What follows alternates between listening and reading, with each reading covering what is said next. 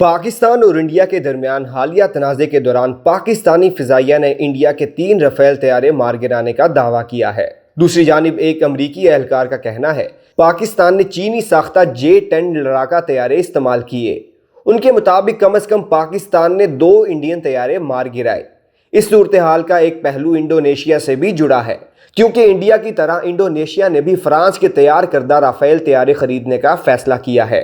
Indonesia کو مجموعی طور پر 42 رافیل طیارے ملنے ہیں۔ انڈونیشیا کی وزارت دفاع کی جانب سے 9 جنوری 2024 کو جاری کردہ پریس ریلیز کی سرخی تھی، انڈونیشین ایئر فورس پہلے سے بھی زیادہ پرجوش اور طاقتور ہوگی۔ یہ بیان فرانس سے 18 مزید رافیل لڑاکا طیاروں کی خریداری کے تیسرے مرحلے کے معاہدے کے بعد سامنے آیا، جس سے طیاروں کی مجموعی تعداد 42 ہو گئی۔ اس سے قبل پہلے مرحلے میں ستمبر 2022 میں 6 اور دوسرے مرحلے میں اگست 2023 میں 18 طیارے خریدے گئے تھے۔ یہ ایک مہنگا معاہدہ تھا، جس کی مالیت 8.1 ارب امریکی ڈالر تک جا پہنچی، جو اس وقت کے مطابق تقریباً 116 کھرب انڈونیشین روپے بنتی ہے۔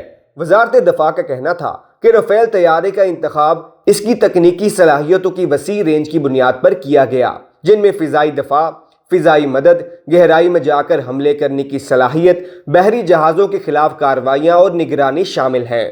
وزارت نے مزید کہا کہ رافیل کی ایک اور اہم خوبی یہ ہے کہ یہ مختلف اقسام کے ہتھیاروں کے ساتھ ہم آہنگی پیدا کر سکتا ہے، جن میں طویل فاصلے تک مار کرنے والے میزائل سے لے کر وہ توپیں شامل ہیں جو ایک منٹ میں 2500 گولے برسا سکتی ہیں۔ رافیل طیارے کا یہ بڑا آرڈر انڈونیشیا اور فرانس کے لیے بظاہر ایک مناسب وقت پر آیا تھا۔ F-15X طیارے کی چند اہم خصوصیات میں زیادہ ہتھیار لے کر جانے کی صلاحیت، جدید ریڈار سسٹم، رفتار اور طویل آپریشنل دورانیہ شامل ہیں۔ مرکزی حکومت کی منظوری درکار ہے۔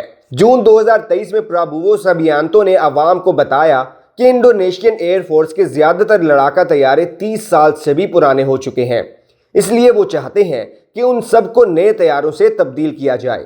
وزارت دفاع نے متعدد ممالک سے بات چیت کی اور اس عمل پر فرانس انڈونیشیا کا ایک اسٹریٹجک شراکت دار بن کر سامنے آیا۔ Stock home international peace research انسٹی ٹیوٹ کی ایک رپورٹ کے مطابق 2019 سے 2023 کے درمیان فرانس روس کو پیچھے چھوڑتے ہوئے دنیا میں اسلحہ برآمد کرنے والا دنیا کا دوسرا سب سے بڑا ملک بن گیا ہے۔ پہلے نمبر پر امریکہ ہے۔ فرانس نے 2019 سے 2023 کے دوران اپنے ہتھیار 64 ممالک کو فروخت کیے۔ ان برآمدات میں سب سے زیادہ حصہ ایشیا اور اوشیانہ ممالک 42% اور مشرق وسطیٰ 34% تک کا رہا ہے۔ فرانس کی اس وسیع اسلحہ برآمدات کی نمائندگی رافیل لڑاکا طیارے سے ہوتی ہے۔ 2014 سے 2018 کے دوران فرانس نے صرف 23 رافیل طیارے برآمد کیے، جبکہ 2019 سے 2023 کے دوران یہ تعداد 4 گنا بڑھ کر 94 ہو گئی۔ 2023 کے اختتام تک کل 193 رافیل طیارے کا آرڈر کیا جا چکا تھا، جن میں سے کئی ابھی تک ڈیلیور نہیں ہوئے۔ یہ طیارے زیادہ تر یورپ سے باہر کے ممالک کو دیے گئے ہیں، جن میں انڈیا اور انڈونیشیا خاص طور پر نمایاں ہیں۔